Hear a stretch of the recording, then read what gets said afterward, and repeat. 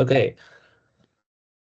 Good evening, good afternoon, everybody. Good afternoon for all of those who are watching this video. So this video is essentially our first webinar of the year, and it's on how to clock a patient, a practical approach. Important apps to download is EM Guidance, Medicalc, as well as Medical Flash Notes, which is it's quite useful when you are in the emergency department. So moving on to how to clock the patient. So we as doctors, right, are medical detectives. We basically see a patient with presenting with something, with some evidence of something, with a whole lot of history, and we have to figure out, okay, what's the cause of it and what could be possibly wrong with the patient and how can we help this patient. I have kind of six kind of fields that I tend to use when clocking a patient. So first of all, in my mind, I'm like, okay, what is the presenting complaint, right? So the presenting complaint and also associated complaints or associated symptoms. Number two is what is the history of that presenting complaint? Number three is what are the risk factors, including comorbidities and social risk factors. Number four is medical or surgical history. Number five is examination. And well, it's examination and investigation. I've got to add investigation. And then assessment and differential diagnosis as well. Ending over the assessment and your differential diagnosis. So moving on to the presenting complaint. So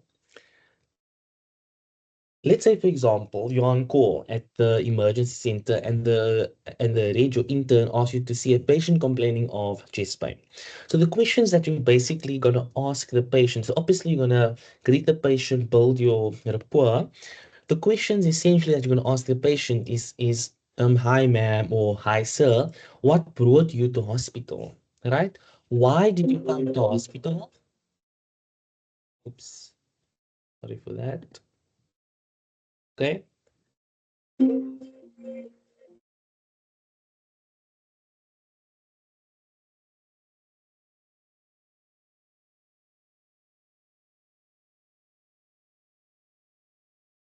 Okay, so why did you come to hospital, right? And how can we help you?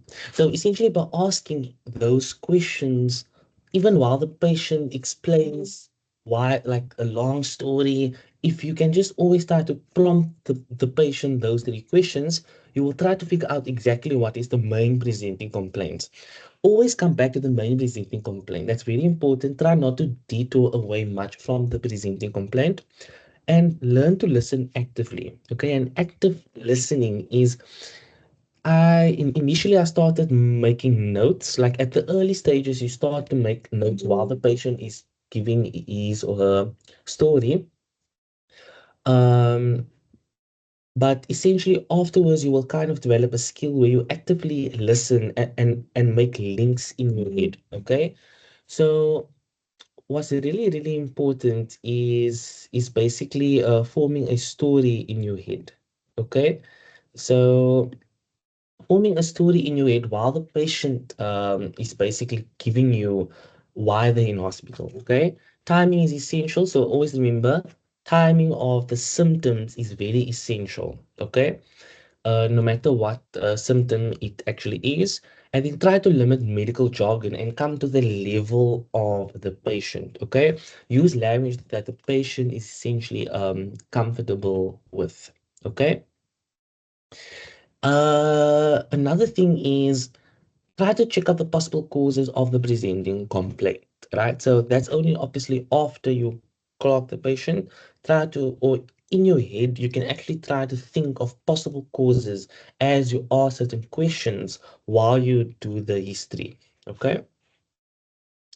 So looking at the history of the presenting complaint, right? So these three questions help you a lot with figuring out, okay, what is the main presenting complaint or the main symptom, okay? Moving on to the others, to the history of the presenting complaint. And I love to use the Socrates acronym for figuring out the history of the presenting complaint. So S for site. So in this example, it was chest pain, okay? So obviously you want to know, okay, where's the site what is the site of the chest pain? So ask the patient to point on where exactly is the pain. O for onset. So when did it first start? When did it start to become worse? Did it start immediately or gradually? And that will give you an indication whether it's an acute or a chronic chest pain. C for character, so describe the pain. Ask the patient first to describe the pain in their own words, and then you give certain prompts. Is it a sharp pain? Is it a like a something that's pressing down? Okay. Or for radiation, very important for myocardial infarction, ask the patient exactly where it spread. Did it spread up here by the jaw? Did it spread to the left side of the arm, for example? Okay. A for alleviating. Ask the patient, did the patient take anything to make it better or do anything to make it better? Okay. T for timing. So timing is essential, as I mentioned earlier on. E for exacerbating or aggravating factors. So what made it worse? What aggravated the pain? Like try to get that out from the patient. What actually made it worse? Okay, is it worse at night, in the morning? Is it throughout the day? Okay, and then S for severity. The scale of 1 to 10 sometimes help, okay? And then more on did it become worse? Yeah, so more on when did it become worse from when it was started. So did it become worse from when it started initially, or did it stay the same when it started initially? Okay, and that will give you an indication of the progression of the symptom or the progression of the chest pain. If you cannot get an accurate history of if you cannot get an accurate history of the presenting complaint, you need to speak to a collateral. Okay, and it's very important. Sometimes you actually have to call a collateral to figure out the history and to understand the history of the presenting complaint. Now, moving on to other associated problems or other associated symptoms, right? Now, this is where important positives and negatives actually comes in, okay? And your registrars and doctors will speak a lot about important positives and important negatives as well. So ask about associated symptoms related and try to relate it to the main presenting complaint.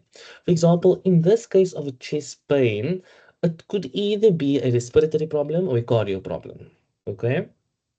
Most likely. So most likely either respiratory or cardiac problem.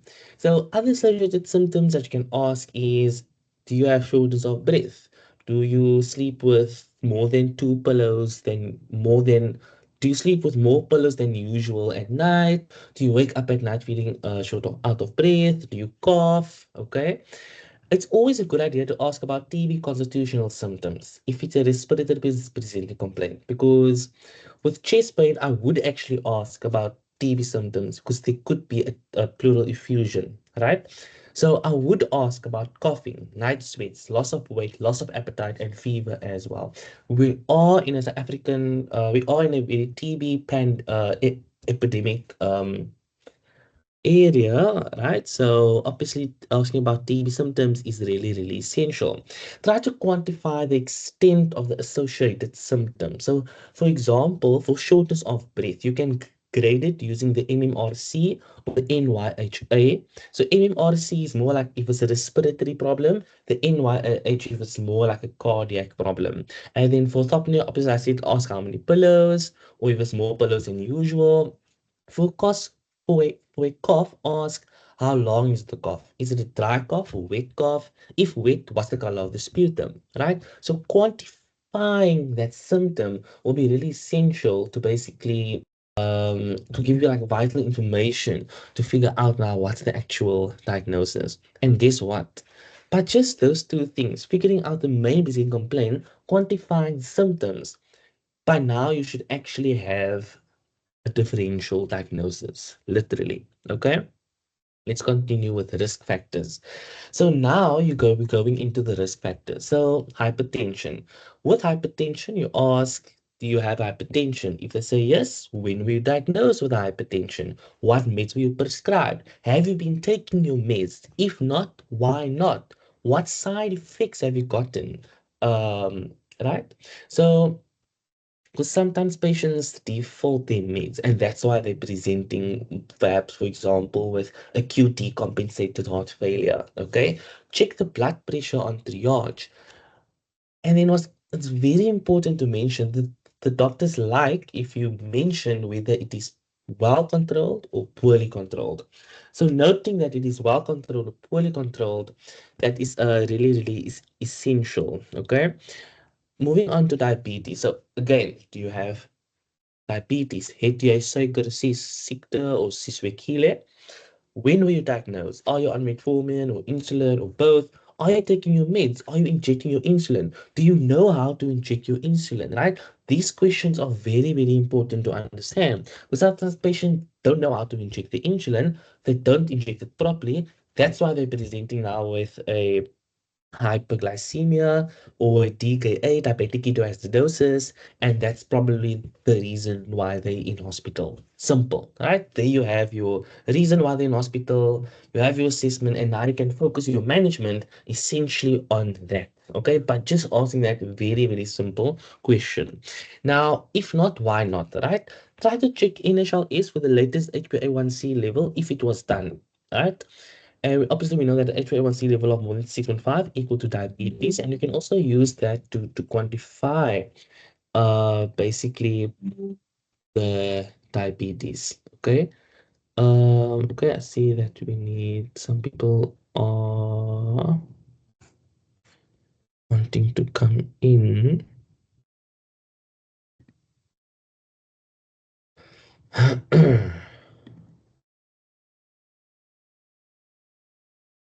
Hey, how do I people?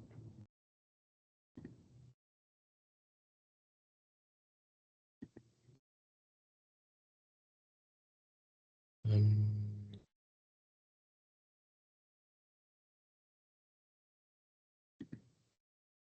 mm, I am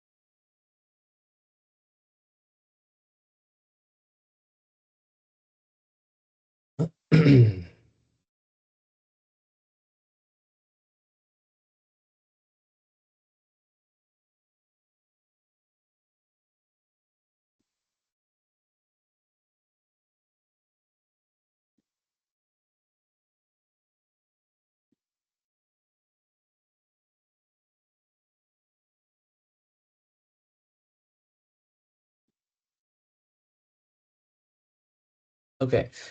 So what's important to understand is checking the glucose level, right? So checking the glucose level is essential and looking at the glucose level on triage. Okay, that's very important.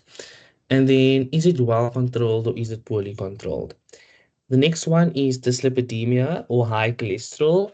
Um, Many patients don't actually understand what's high cholesterol, but just try to ask, do you have high cholesterol, high fatty content in your blood? Are you taking medication? Maybe you can ask them, are you on simvastatin? Okay, the name of the drug of the medication. If not, why not? Okay.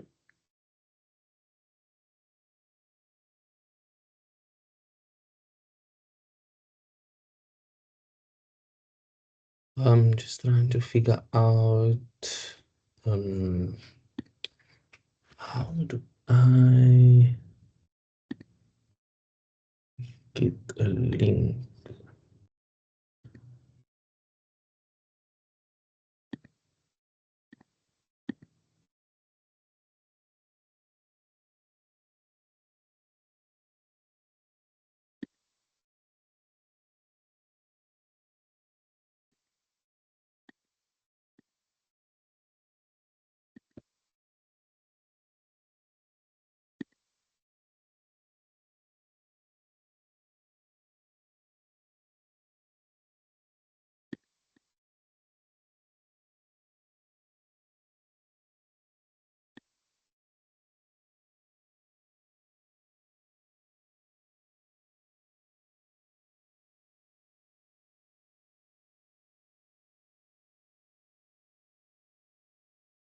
Okay. And then also, it's not necessarily important to say whether it's well or poorly controlled. So specifically for dyslipidemia, right? Specifically for dyslipidemia, it's like, it's not necessarily important to say whether it's well, poorly controlled, because it's quite difficult for us to quantify. Very important for hypertension and diabetes to basically say whether it's well or poorly controlled.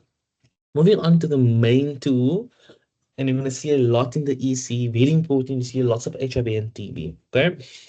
For HIV, right? When were you diagnosed with HIV? Are you on ARVs? Are you taking your ARVs? If not, why not? Right? Check the latest CD4 count in viral load. You can check NHLS. If negative, when last were you tested? Okay.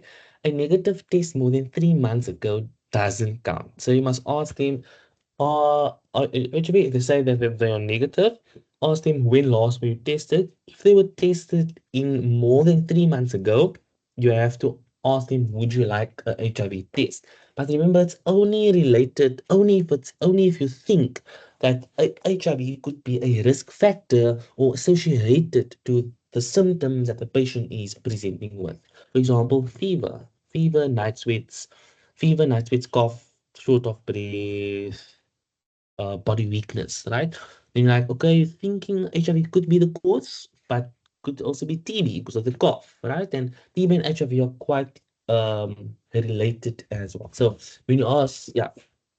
So okay, so that's right. And then you don't need to ask personal questions, okay? Unless you really have to ask it, okay? For example, in a patient presenting with burning urine, you would obviously ask some personal questions. Okay, I'm not going to go into depth into that. With TB, are you exposed to TB? Are you in contact with TB? Are you exposed in an environment where where there's TB, right? Or with people that have TB? Were you diagnosed with TB? Are you on TB meds? Are you taking them? If not, why not? Same story. If the patient had TB before, you can check their previous x-rays if it was done, just to see the progression if you do another x-ray now, okay? Know your TB constitutional symptoms, right? Your TB constitutional symptoms is really important to know, okay? Yeah. So moving on to social history, two main things to understand, right? Smoking and alcohol use.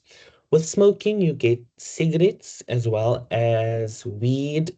Okay. With smoking, you have cigarettes and polysubstance use, right? So, are you smoking? If yes, what are you smoking? How many cigarettes? How many packets a day? You must get a packet history. If not, when did you stop smoking? How much did you smoke before? And try to figure out. The mid calc tool actually help you with that as well, but you can do it manually on your calculator as well. For polysubstance use, right? Do you smoke weed? Now, weed, ganja, and dacha are exactly the same.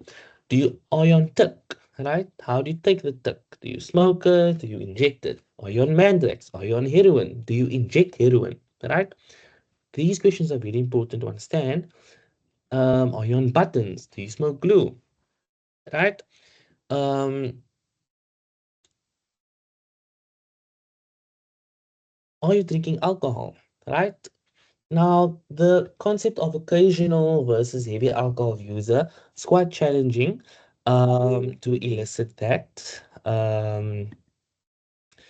But in your assessment, you can just say alcohol user. Okay, if the assessment is essential in your if the assessment is essential in your if the alcohol usage is essential in your diagnosis, in the causing of whatever's wrong with the patient. Okay.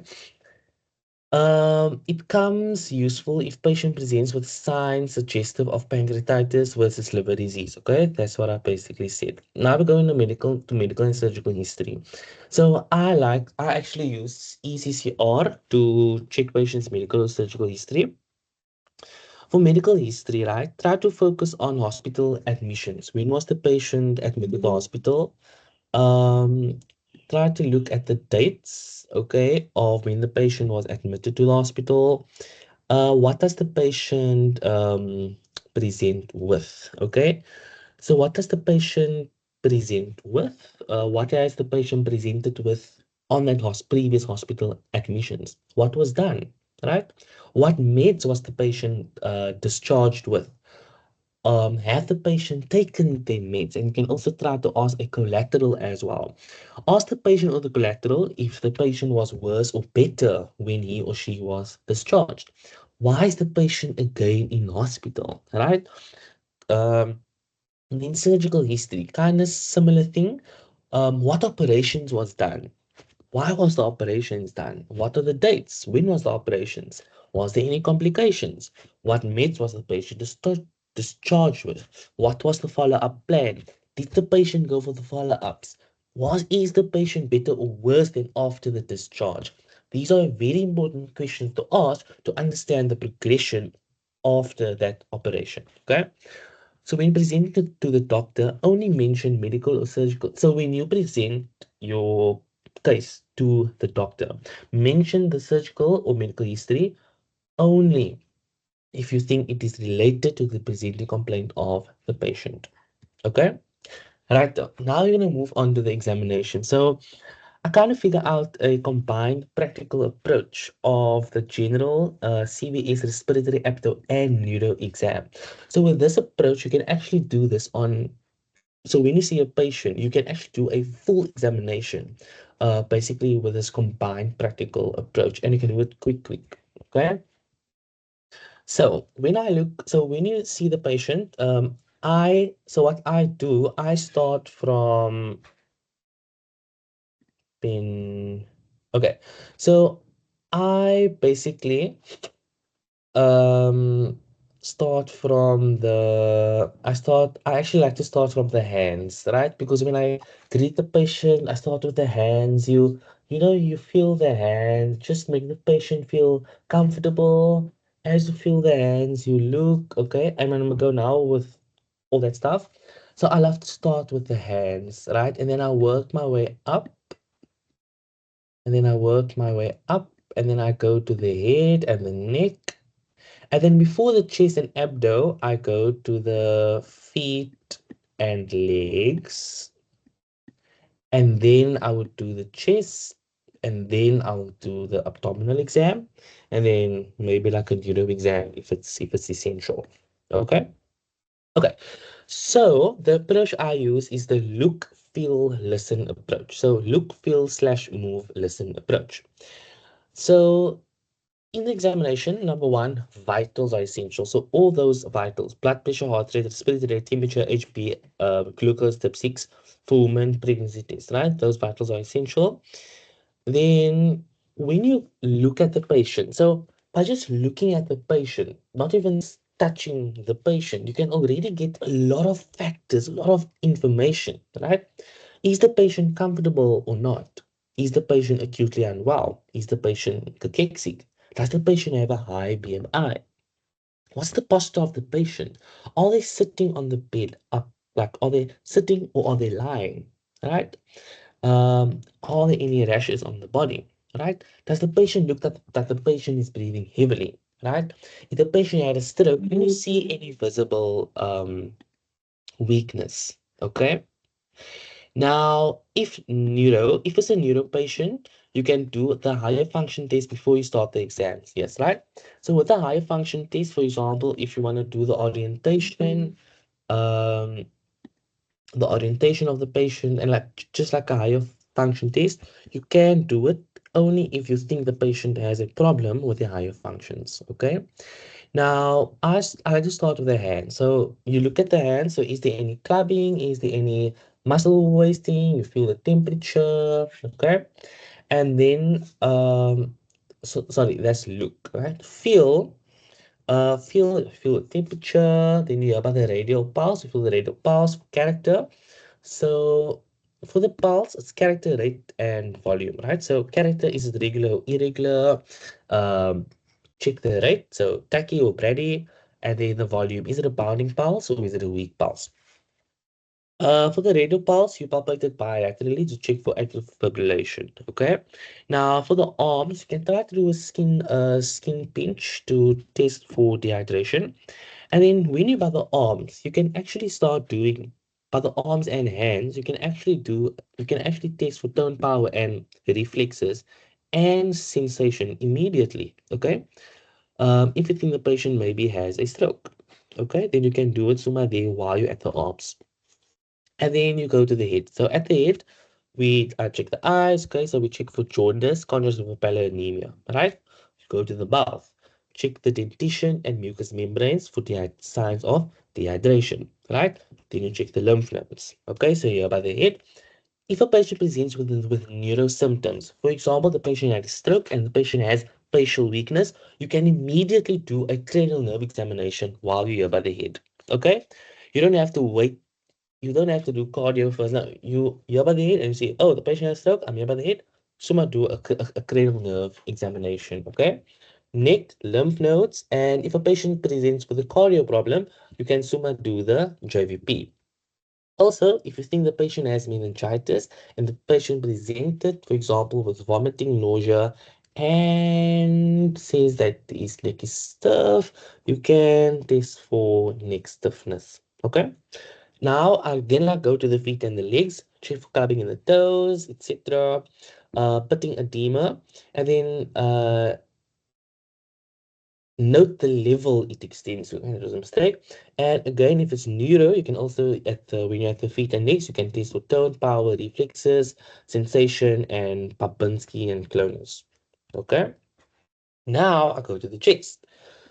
So at the chest, I look, okay, check for the respiratory rate, check if there's any cachexia, check the shape out, barrel chest, COPD, etc. Okay, then you feel, right? Then you feel. So feel in terms of cardio in the heart, feel for the apex beat. Is it displaced or undisplaced? Feel for heaves and thrills. In the respiratory feel, so I feel first, okay? I feel, cardio feel, respiratory feel, chest symmetry, is it symmetrical or asymmetrical? You can also do the percussion, right? Is it dull? Um, Dullness could, for example, there could be an effusion or hyperinflation, COPD, right? Then you listen, right? Look, feel, listen. Okay. Cardio listen is what is the heart sound, is the analog sound, is the murmurs. Okay. Is there any radiation of the murmurs? Respiratory listen. Does the patient have good air entry bilaterally, GAEB? Is there decreased air entry, pneumothorax? Is there wheeze, asthma? Is there Krebs, pneumonia? Is there bronchial breathing, for example, in bronchiectasis? Then you check the bibasal for bibasal crackles or bibasal crepitations, example in pulmonary edema. Okay, now we go to the abdomen. You look, right? Is it bloated? Does it look extended? Does it look bloated? Do you think there could be ascites? Does it look like there's a mass, right? Then you feel, okay? You feel, is it soft or rigid, right? Is it non-tender or tender? Is there hepatomegaly or splenomegaly? Is there any signs of peritonism? What are the signs of peritonism? Guarding rigidity, rebound tenderness. Okay. And then also feel for masses as well. And then obviously you're going to listen to bowel sounds. As opposed to put listen before fill. So that's a mistake on my side, okay? Because you obviously don't want to distort, the things inside the abdomen. In neuro examination, you check, basically keep it simple, right? Posture, abnormal movements, eye function, cranial nerves, upper limb, lower limb, tone, power, reflexes, sensation, and cerebellar exam. Now, moving on to the last part, which is the clinical assessment. So, basically, the doctors will ask you, okay, give me 3 sentences of the clinical assessment. So, this is an example of a clinical assessment. So, Mr. XY, 72-year-old male, right? So, patient's name, age, smoker, 30-pack year history. Okay, it's a risk factor. Known hypertensive, diagnosed 2015, on treatment, poorly controlled. Okay, that is a comorbidity.